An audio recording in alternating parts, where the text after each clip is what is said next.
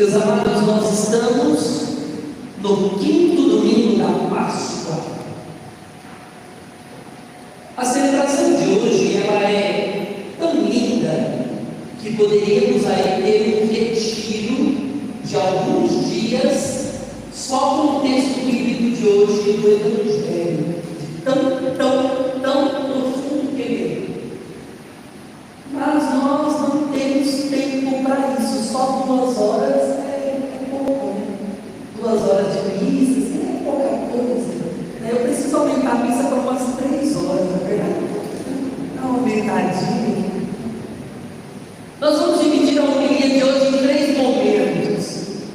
O primeiro dele, nós vamos falar de uma palavrinha que é repetida muitas vezes no texto de hoje. A partir dela é que nós vamos encaminhar 2 outros momentos da homilia, um sobre heresia muito forte e o outro sobre como viver a vontade de Deus. Mas vamos por partes. A palavra permanecer em mim. Se eu permanecer, se vós permanecerdes em mim e eu permanecer em vós. Esta palavrinha permanecer é o centro da liturgia de hoje. E o que é a palavra permanecer? É um verbo. É um verbo. Na língua portuguesa nós temos 3 classificações de verbos. Verbos de ação. É o verbo normalmente que significa uma ação. Correr, pular, cantar, louvar. Quer dizer, significa algo que se está fazendo, uma ação que está fazendo. É um tipo de verbo, ação. Outro verbo é estado de natureza. Quer dizer, hoje chove. É estado de natureza. Terceira classificação de verbos é a que temos no dia de hoje. Verbo permanecer. É um verbo de ligação. Verbo de ligação é de lembrar nossas aulas de língua portuguesa. Verbo de ligação liga o sujeito ao predicativo do sujeito. E ele estabelece uma ligação tamanha que há uma igualdade do sujeito com o predicativo do sujeito, ao ponto de você perceber que o predicativo do sujeito está no sujeito, está presente de maneira única, unida ao sujeito. Nossa, Pai, o senhor está falando, não entendi nada. Nem lembro da aula de português. Então você está falando, não estou entendendo nada, Pai. Coisa. É isso mesmo, a gente esquece da aula, né? Não tem problema. Vamos olhar alguns exemplos. Eu olho aqui para o signo pascal, né? Então eu vou dizer a frase assim: o círio é amarelo. Quando eu digo círio e amarelo, nós temos o sujeito, o predicativo do sujeito, o é, que é o verbo de ligação, o verbo ser de ligação. Há uma união entre o círio e o amarelo. Se eu olho para o círio, dá para eu tirar o amarelo dele? Não. Eu olho para o círio e vejo a cor dele é amarelo. O amarelo é o estado do círio, está unido no círio e não dá para separar. Olha para a pessoa que está do teu lado aí, olha.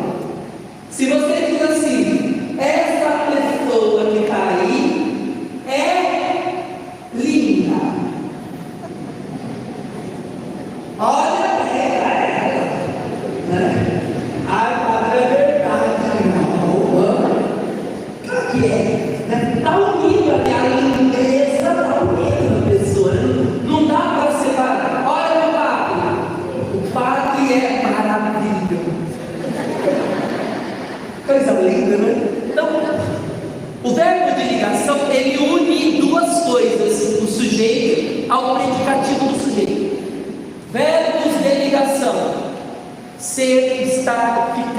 parecer, permanecer, continuar, andar e tornar-se. A gente aprendeu em português, você lembra? Tudo bem. O verbo permanecer é um verbo de ligação.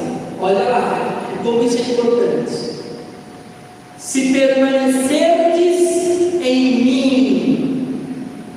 Quando Jesus diz isso, Ele não simplesmente quer que nós estejamos perto dele. Ele não quer que estejamos juntos dele. Ele quer que haja uma comunhão profunda, uma ligação completa, uma união inseparável entre ele e nós. Permanecer com Jesus é estar de tal modo unido a ele. São Paulo vai dizer que já não sou eu quem vivo, é Cristo quem vive em mim. Que nós vamos aprender que é ser verdadeiramente cristão. O que é ser cristão? É ser outro Cristo. Permanecer em Deus, permanecer unido com Jesus, é estar de tal modo vinculado a Ele, que as pessoas olham para nós, como eu olho para o círio, e é impossível eu separar o amarelo do círio. É impossível separar nós de Jesus Cristo. Permanecer é uma ligação tamanha que é impossível haver uma separação entre nós e Cristo. Permanecer em mim. Isso é muito forte. E o texto bíblico repete várias vezes. Deixa eu abrir de novo, só para lembrar algumas. Permanecer em mim e eu permanecerei em vós. Como um ramo não pode dar fruto em si mesmo se não permanecer na videira, assim também vós não podeis dar fruto se não permanecerdes em mim. Aquele que permaneceu em mim e eu nele, esse produz muito fruto. Olha como é a insistência da palavra do verbo permanecer aqui. É estar unido, vinculado, inseparável de Jesus. E agora nós vamos para um aprofundamento. Bem, Jesus nos quer unidos a Ele, de tal modo como o ramo está unido à videira. O ramo que está unido à videira, se eu corto o ramo, ele não produz nada. Se eu corto o ramo da videira, ele seca. Ele não consegue produzir nada. Ele não é nada. A única coisa que vai servir é para botar fogo, queimar e só. O ramo fora da videira não serve para nada. Permanecendo na videira, ele será capaz de produzir frutos. Só que aqui tem um detalhe importante. Entramos no segundo momento da reflexão. Primeiro do verbo permanecer, agora o segundo momento. O detalhe importante é que o ramo, ele depende da videira para produzir frutos. Sem a videira, ele não é capaz de nada. Agora nós vamos para um momento de uma heresia problemática que nós temos na história da igreja, que é a heresia pelagiana. O pelagianismo foi um problema tão grande, um erro de fé tão grande, e nós, na teoria, não somos pelagianos, mas na prática, muitas vezes somos. Quer ver um exemplo? Jesus veio na terra e Jesus ensinou coisas boas, sim ou não? Jesus fez milagres e que para nós é um grande sinal de Deus, sim ou não? Eu olho Jesus, olho o exemplo que ele foi, olho o que ele ensinou. Se eu quiser, eu consigo seguir Jesus, sim ou não? Ei, gente, morrendo. Jesus veio a repite, você responde bonito. Jesus veio na terra, Jesus foi exemplo, ensinou as coisas do céu, Jesus fez milagres,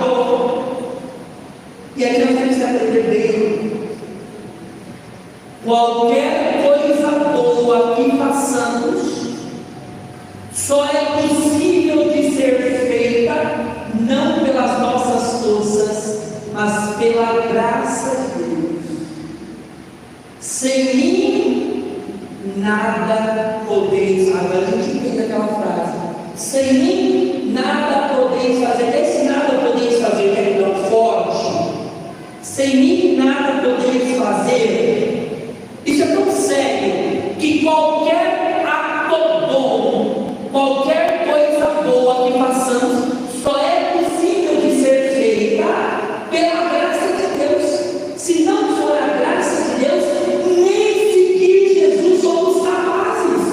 Se não for com a força dele. Então, eu oro o exemplo de Jesus. Se eu quiser, eu fico, não segue nada. Não segue, porque se não for pela graça dele, você nem existiria. Nem pó você seria, porque até o pó, para existir, ele precisa da graça de Deus. Então não basta a minha vontade, primeiro eu dependo da graça de Deus. Qual que é o erro? Qual que é o problema do pelagianismo? É que ele vai atribuindo à pessoa o poder de fazer as coisas. E aí é um pecado chamado esqueci o nome, é o orgulho, vaidade. O que é a vaidade? Eu olho para as coisas boas que eu faço, pense uma coisa boa que você já fez, olha a pessoa do lado, aguentar essa pessoa, uma coisa boa, uma coisa linda. Mas aguentei quando ela me falou uma vez, é uma coisa boa, né? Todas as coisas boas que a gente faz, se a gente não reconhece que é Deus que faz em nós nos enchemos de orgulho.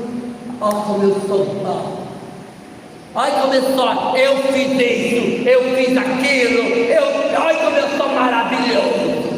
Pecou já, está pecando, vaidade, achando que é tal, a última bolacha do pacote.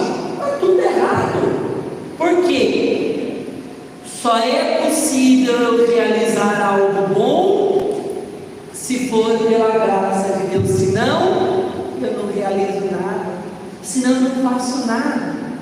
A única coisa que eu faço sem a graça de Deus é pecar. Se não for a graça de Deus, tudo que eu realizo é porcaria, é podridão. Quer ver? Na teoria, a gente até não é pelagiano, né? Porque na teoria a gente diz, não, mas é verdade. Tudo que eu faço pela graça de Deus. Você falaria o contrário, sim ou não? Você falaria o contrário? Ó, a frase, tudo que eu faço pela graça de Deus. Você falaria algo diferente? Não, tudo que eu faço por mim mesmo. Você falaria isso? A gente não fala. Agora, na prática, nós nos comportamos como gente pelagiana. Exemplo que eu falei agora. Se eu quiser, eu tenho Jesus, não segue nada. Outro exemplo que a gente pode dar: se eu quiser, eu faço coisas boas. Ou um exemplo mais forte: a gente vai para a confissão, chega na confissão, fala os nossos pecados, diz, padre, eu pequei, mas eu estou assim, muito mal, porque eu pequei, isso. Aí a gente me pergunta, você está bom, filho? E você fez coisas boas? Sim, padre, eu fiz um monte de coisa boa. Eu estou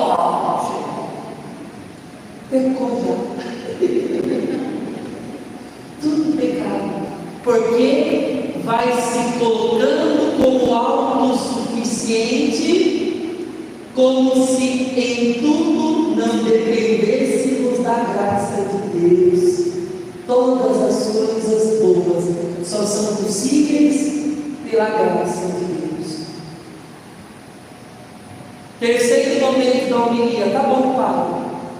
Então, como ficar unido a Jesus para não romper com a graça de Deus? Vamos olhar de novo a videira. A videira só tem vida, um ramo só tem vida por estar unido à videira. O ramo só produz fruto porque a seiva vem da videira e chega no ramo. Tudo que o ramo é, tudo que o ramo produz, ele produz em dependência da videira. Se não for a dependência da videira, ele não é nada. Por isso que essa imagem de Jesus lá é maravilhosa. Eu sou a videira e vós os ramos. Olha que coisa linda. Se não for dele a força, nós não somos nada. Se não vier dele a graça, nós não somos nada. Tudo dependemos dele. Os frutos que nós produzimos, que são bons, dependem dele. Ele é a nossa força. Pai, como está unida a videira? Como não nos separar da videira nunca? Como de fato ser este ramo que está ali e não rompe com a videira? E aí o caminho é o caminho da santidade. Primeiro, eu não posso romper, ser um galho seco na videira. E para não ser um galho seco, eu não posso estar em pecado mortal. Eu tenho que estar em vida de graça, vida de santidade, estado de graça. Eu preciso confessar. Se faz tempo que eu não confesso, se eu estou em pecado mortal, eu preciso confessar. Porque quando eu não confesso os pecados mortais, eu rompo uma videira. Segunda coisa, eu preciso ter uma vida de oração, de intimidade com Deus. Padre, mas eu não consigo rezar. Se organize. Tem vários métodos de oração. Léxico divina, a oração do Santo Terço. Ah, Padre, mas eu não consigo. Terço eu canso. Padre, eu vou começar a rezar em casa. Eu rezo melhor, eu já meio deitadinho, cansado, mas Ave Maria não. Vocês já viram jeito de fazer? Graças a Deus, eu não tenho. Ninguém quer dormir. Não dorme rezando. Essa eu dorme rezando. Queridos, quando você vai se encontrar com o chefe da tua empresa, você faz uma ligação para ele calmo, uma chamada de vídeo deitada na cama dormindo. Ô chefe, não, porque o chefe é uma pessoa importante e Deus, ele é mais ou menos importante do que o seu chefe.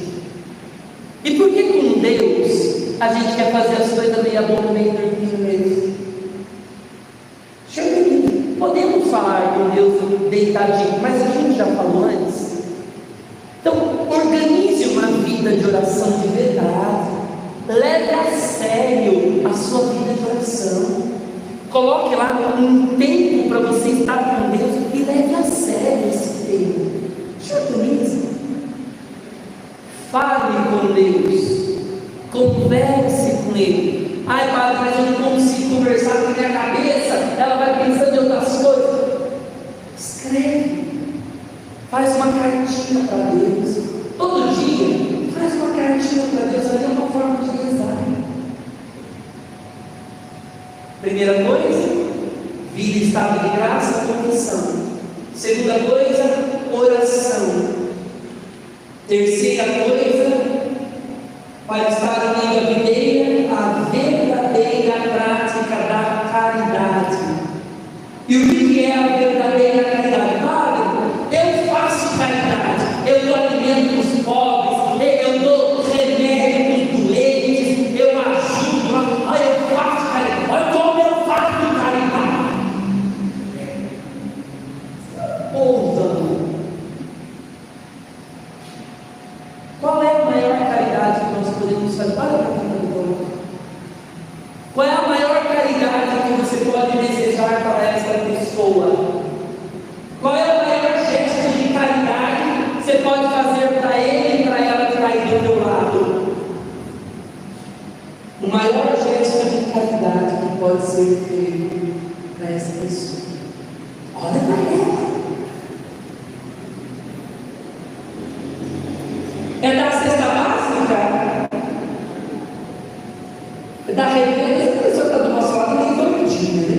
Esse dos remédios. Mas ele dá remédio para ela? O maior gesto de caridade que nós podemos fazer é ajudar essa pessoa a ir para o céu. O céu, o desejo do céu, é o maior gesto de amor, de caridade que podemos ter na vida. É fazer todas as forças possíveis para que esta pessoa chegue no céu. Este é o maior gesto de caridade. É rezar por ela, é ouvi-la, é ajudar. É claro, a pessoa está passando fome, a gente ajuda também, mas a comida não é o maior gesto de caridade. E tem gente que inverte as coisas, acha que caridade se reduz a assistencialismo. Assistencialismo não é necessariamente caridade. Às vezes assistencialismo é autopromoção. Quando a gente eu distribuo tanto as cestas básicas, volta. Você já conhece gente assim, graças a Deus não existe caminho. Então, isso não é caridade. Caridade é gesto de amor que pode passar pela assistência a quem tem fome, assistência a quem tem sede, assistência a quem está doente. Passa por aí, mas não é só isso. A maior caridade é querer o outro no céu. Então, para podermos viver uma intimidade com a videira, precisamos de 3 coisas: estado de graça, confessar, oração, rezar, e caridade, querer o outro no céu, querer o outro junto de Deus. E aí vem uma pergunta para nós: o que você tem feito para que o outro chegue até Deus? Quais as suas atitudes para que o outro tenha intimidade com Deus? Como você tem se dedicado à evangelização na paróquia? Você está achando que basta vir na missa, está ótimo. Como você tem se empenhado para que as pessoas cheguem no céu, para que as pessoas possam caminhar, a tua família ir para Deus, os teus amigos de trabalho ir para Deus, as pessoas que Deus colocou ao teu redor, para elas irem para o céu? O que você tem? Como você tem se aberto a Deus para que Deus faça em você uma graça para essas pessoas irem para o céu? Qual que é a tua participação nisso? Deus vai fazer, mas e a tua participação? A frase de Papa Bento XVI é uma das frases mais lindas para entendermos o mistério de hoje. Papa Bento XVI, quando estava assumindo o pontificado, ele disse assim: eu sou nada, eu sou um instrumento de Deus, porcaria, um instrumento que não é nada, instrumento insuficiente, mas Deus sabe usar bem os instrumentos insuficientes que Ele. Nós não somos nada. Padre Anderson não é nada. Eu sei, você também não é nada, nada. Está achando que você é muita coisa? Você não é nada. Tudo você faz, nada. Porque a única coisa que for você, a única coisa é pecado, é porcaria. Agora, tudo que se realiza através destes instrumentos insuficientes é porque Deus sabe usar bem os instrumentos insuficientes. E aqui está a nossa verdadeira humildade, a verdadeira santidade. A santidade não é eu bater, é reconhecer que é Deus que faz através de mim, porque eu estou unido a Ele.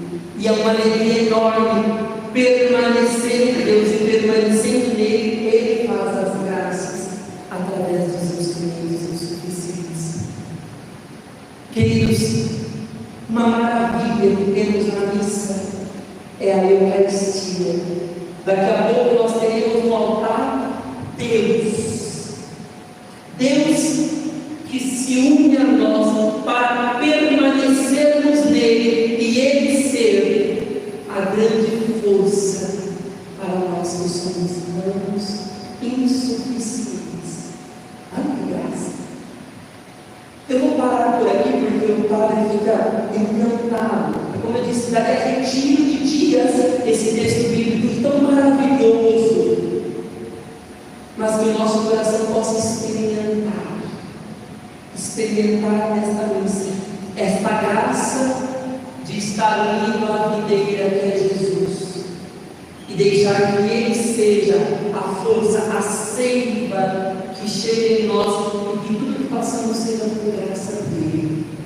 Não somos pelagianos, já corrigimos a nossa inteligência hoje. Não somos pelagianos, somos verdadeiramente cristãos dependentes de Deus em tudo, porque sem Ele